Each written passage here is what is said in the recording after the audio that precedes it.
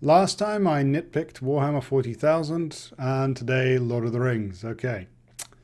You might expect me to do the usual nitpick, and there's a great YouTube video with a recording of Tolkien himself addressing this. Why didn't the eagles simply fly the ring to Mordor? And Tolkien says sort of, oh, I get this question a lot and I tell people don't be so bloody silly, or something similar. No, I'm not going to talk about that.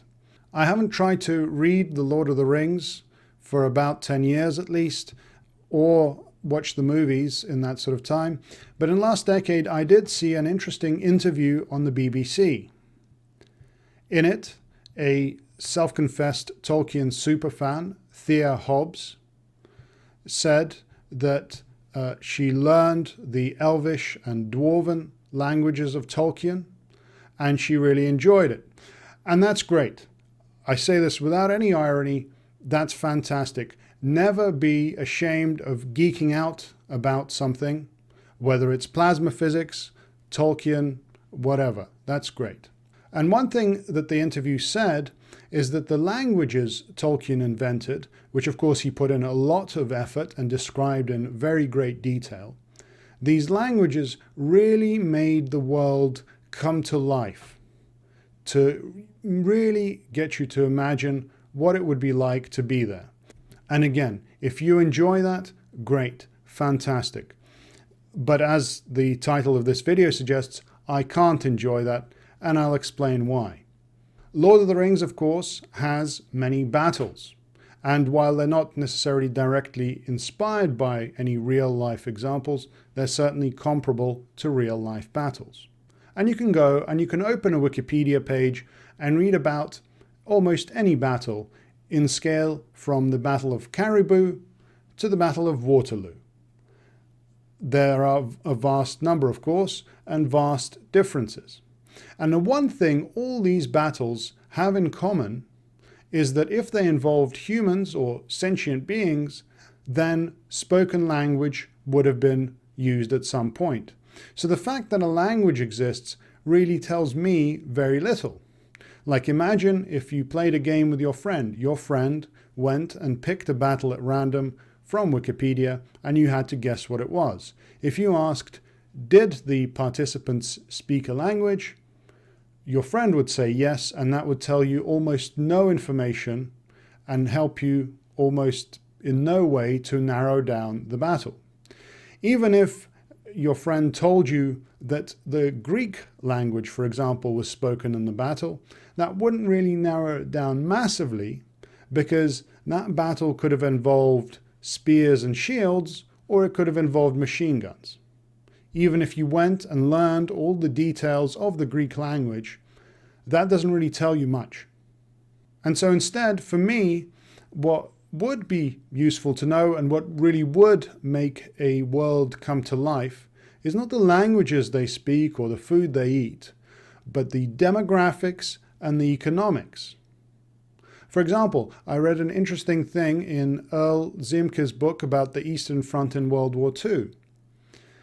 The USSR had roughly twice the population as Germany. But the number of 18-year-olds graduating from high schools in the USSR, which of course would then be eligible to be drafted into the army, was 3 times larger than in Germany. Now, how could that be? If a country has twice the population as another, surely it has twice as many of everyone as the other country. But of course, that's not true. The two countries had very different population pyramids.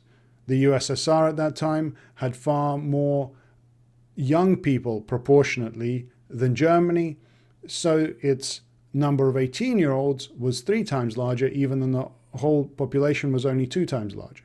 These are the kind of gritty details that would make a world come to life for me and would really tell me about the world. In particular, the economy as well.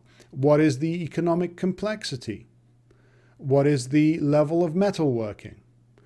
We, of course, historically classify ages based on metals. Stone Age through to Bronze Age to Iron Age. Now iron, okay, it's been used for thousands of years, but even something like how much iron is being produced would tell you a lot about the world. Is there enough iron just for a chieftain and some elite warrior band to have an axe head or two? Or are they building entire skyscrapers with steel, iron at their base?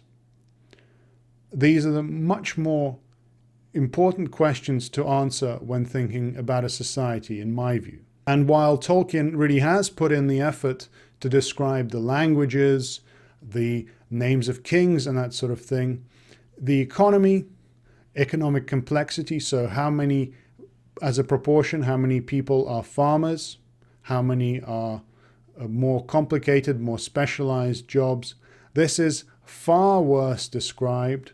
The population pyramids are not really given or even hinted at as much in Tolkien's work.